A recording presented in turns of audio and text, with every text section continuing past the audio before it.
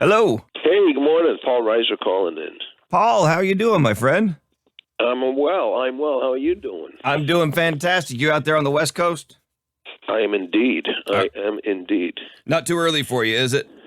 I'm up. I'm on farmer's hours these days. I don't know. I got a dog that wakes up early, so we're up. We got a cat that wakes us up at 4 a.m. because apparently her automatic feeder didn't give her enough, so I totally get it. No, that's fair. Yeah. That's fair. I got to say, my friend, I first became a fan during the My Two Dads era, where you were the stricter dad, but still obviously a lovable character overall. And then when I was a little older, I was able to see Aliens, and that all went to hell. So yeah, that went bad. I hear your own family even cheered when you got it in Aliens. Is that true? Yeah, they. I remember seeing it and with my parents and my sister, a big premiere in New York, and then at some point when it was revealed I was no good, I got punched in the arm by a very dainty little sister, a big sister, but older. But so I get it. I was watching some show the other day, and it was just an evil guy, and I was, boy, I hate this guy, and I started thinking, well, I bet you I hate the actor, and then I thought, wait a minute, people said that about me. Just because he's playing a bad guy don't mean he's a bad guy. Right. When your career started, it was normal for an actor to do like 1 to 2 films a year or maybe one TV show at a time. Now, and it's not just your IMDb profile, but everybody's doing like 6 or 7 projects all at the same time. Do you think that's the streaming audience is fickle or technology's just made stuff quicker? No, it's just the paradigm that has changed. That it's. If you're lucky enough in the older model, you get a sitcom and you do 24 episodes a year, and then that kind of takes up your year, and then you're committed for usually 5 years if it goes, if it's a hit, 5, 6, 7 or more years. But in the streaming world has changed where a season can be 8 episodes or 10 episodes, and they don't plan on doing 5 years, so they're contractually you're free to do other things, and it's kind of good. I think it's good for the audience. I don't think audiences are fickle. I think they have more choices and they just get to pick and choose more. I agree, and there's definitely a lot more options out there, and you're actually in 2 of my favorite streaming shows right now at the same time, The Boys and Stranger Things. And it took me a while to figure out if I liked you in Stranger Things or not, because you were playing that character, sort of walking that line for a while. You know what? That is really true. And I myself was walking the line because they never told me. They still haven't told me if I'm good or bad. They keep a lot of secrets. Keep it close to the vest. So I don't know. I don't know if I'm alive. I don't know if I'm coming back. I never found out. I think I'm good. I seem to be good, but that could all change. I think in the beginning you're meant to think, well, he replaced Matthew Modine from last year. He was bad, so this guy must be from the same model. But then I turned out to sort of be good. You never know. And the Duffer Brothers created that role specifically for you, right? Well, I think they were writing the role, and when they were writing it, they were thinking of me. I don't think they did it to do me a favor. I think they were thinking of, they had a role and they thought, it's I guess I think they were thinking of me in Aliens a little bit, where he seems like a nice guy, but you don't know for sure. And then when it came time to cast it, I guess they said, well, we might as well call the guy we were thinking of. So, and at that time, the first season had just come out, and my son, who knows every show the second it comes out, he said, oh, you got to go do that. It's a great show. And I watched it, and I thought it was fantastic. So, that was an easy decision. Sometimes, there are no-brainers. It's like, yeah, join season 2 of Stranger Things, global phenomenon. Okay, yes, I'll do that. I would say probably the same thing about The Boys, because that show kind of took off and has got a huge audience now, too. Yeah, and that was one, there are, like I was saying, there's so many choices. I had not even heard of that show when they approached me. And I had to check with my son, my cultural minister, and I said, they want me to be on the show The Boys. Have you ever heard of it? And he said, it's great, and you'll hate it. I went, why would I hate it? And I watched it, I went, oh my gosh, it's over the top, but it's really funny and well done. So once I kind of got what they were going for, it made sense.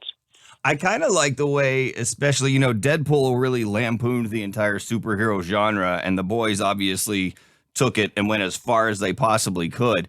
And your character, the legend, I mean, one of the first lines you're talking about, cocaine parties with strippers back in the day. And I was just like, wow. Well, it was interesting because it's sort of, they had it in mind. It was sort of this old school Hollywood guy. And there were all those guys that I remember seeing at the tail end of their career, and guys who would, in their 70s or older and still trying to dress like they're 30 and telling stories about people and women you never heard of. And so I knew people like that. So that was a lot of fun to play. Speaking of, well, not as old school as you were probably thinking, but one of your earlier roles, you did Beverly Hills Cop, multiple Beverly Hills Cops with Eddie Murphy. Coming from a stand-up comedy background, did you and Eddie get to riff jokes with each other at all, or was it a little more just to the movie? It was funny because I knew Eddie from the club, so when they cast me in Beverly Hills Cop 1, it was really easy to play because we knew each other. And then we just did. They're shooting the fourth one now, believe it or not. And I did a couple of days on that, and I was looking at Eddie, and we're sort of reprising, this relationship. And I said, "It's 40 years. It's 40 years since we did this the first time. That's just absurd."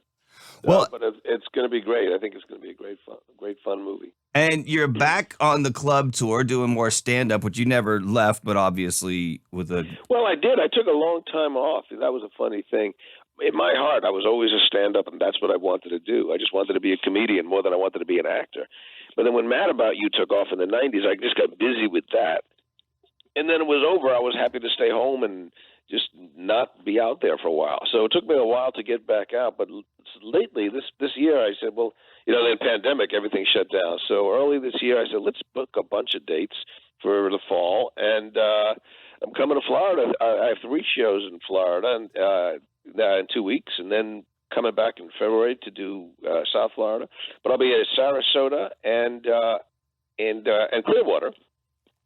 And what's the date? You have the date. Yeah, I do. 20th. Clearwater the 18th. Yeah, Ponte Vedra on the 19th and Sarasota on the 20th. You got those 3 back to back. I asked them if they could space it out so I could drive unnecessarily 5 hours every morning. I said, see if you could do it, because it's, anybody could put 3 shows in the same spot, but it takes a special agent to spread them out over the state of Florida. Not just that, make you yo-yo back and forth across. Yeah. I said I was just here. I flew into Tampa. Now I got to go to the other side of the state. Well, I was going to say, if you plan on driving, you are going to become intimately familiar with how much you'll hate I-4. I bet I will. But you're from L.A. I'm looking forward. I've always had great times doing live shows in Florida, and lately, it just the world is so tense, and I'm finding that people are so happy to come out and just have a night where they can just laugh. And I tell them right up front, I said, there's going to be nothing serious and nothing at all important to talk about. We're just going to have some fun. And it's great for them. It's great for me. For me to fly in and have a theater full of people laughing is just as fun as it gets. I bet it is. And I wanted to bring up something that both my wife and I thought you would find funny. We had to slightly reschedule our interview today because I'd forgotten I had couples therapy. And so I had to pull a Paul from Mad About You and be like, couples therapy first, Paul comes second. So you had that first. How did that work out for you this morning? Well, no, I moved you earlier because I made it priority. So that's coming up right after. All right. Well, I hope you'll be primed and ready for a great session. Yeah, I'm sure they're going to love it. I'm going to start cracking jokes like you on stand-up and be like, I just got off the phone with Paul. What? Just tell him you spoke to the Man About You guy, and you're good. Tell him I said you're good for the next hour.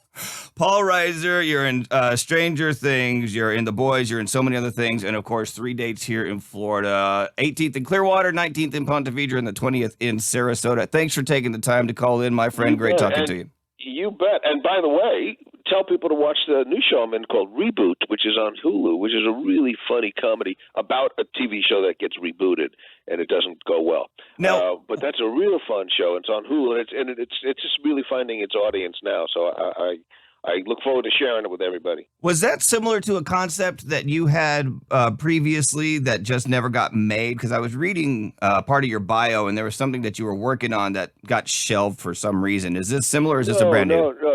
No, this is not mine. This Reboot is created by Steve Levitan, who was one of the co-creators of Modern Family, which is one of the biggest hits. Love that show. The last, So he came up with this idea when, in the last 5-7 years, so many shows were rebooted. And even Mad About You, we did a one-time only revisit, and he thought, well, that would be a funny premise for a show, a show that comes back, but now everybody's older and they don't get along, and then there's some people that want to make the show different and relevant and hip, and there's other people that want to keep it the way it was. And it's just really, so it's not about the TV show. It's about these people coming back together to make the show. And it's really funny. And it's got a great cast, Johnny Knoxville and Keegan Michael Key and Rachel Bloom, and just some great, funny people. And anyway, it's on Hulu called Reboot, and you should check it out as soon as you're done with couples therapy. I will absolutely do that, Paul. Thank you again for taking the time to call in today, my friend.